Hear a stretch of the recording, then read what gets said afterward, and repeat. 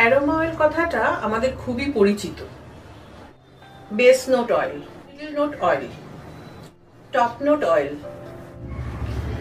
Aroma oil কথাটা আমাদের খুবই পরিচিত, বিশেষ করে শব্দটা পরিচিত, কিন্তু সঠিক মানেটা কিন্তু আমরা অনেকেই জানি না। প্রকৃতিতে সব ধরনের গাছ পাতা, ফুল ফল, গাছের শেকড়, গাছের ছাল, প্রত্যেকটা জিনিসের মধ্যে একটা নিজস্ব অয়েলের উপস্থিতি আছে এবং প্রত্যেকটা অয়েলের একটা নিজস্ব গন্ধ আছে। এই গন্ধ বা এসেন্স, এটারই নাম হচ্ছে অ্যারোমা, এবং তার থেকেই এই গাছপাতা ফুল থেকে যে অয়েলগুলো আমরা পাই সেগুলোকে আমরা এক কথায় অ্যারোমা অয়েল বলে থাকি। এই গন্ধের ওপর বিচার করে অ্যারোমা অয়েলকে আমরা তিনটে ভাগে ভাগ করতে পারি। Base note oil.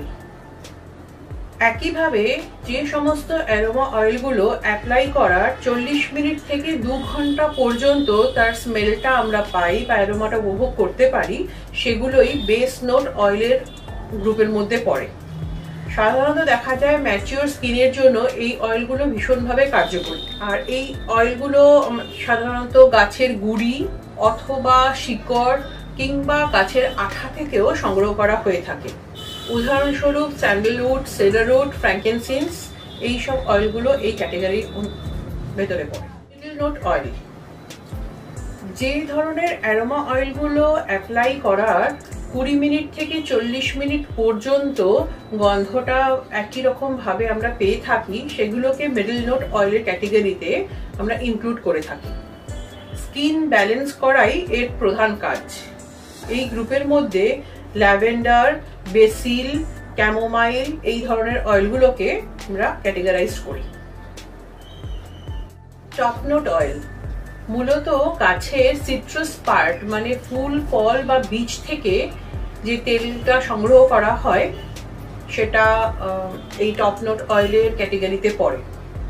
এর পার্টিকুলার কিছু ক্যারেক্টারিস্টিক্স আছে, যেমন এই ধরনের অয়েলগুলো অ্যাপ্লাই করার পর 20 মিনিট পর্যন্ত এর গন্ধটা পাওয়া যায়, একটু উগ্র গন্ধযুক্ত।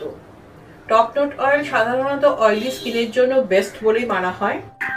আজ এই পর্যন্তই। দেখা হবে পরের ভিডিওতে নতুন কিছু অজানা জিনিস নিয়ে।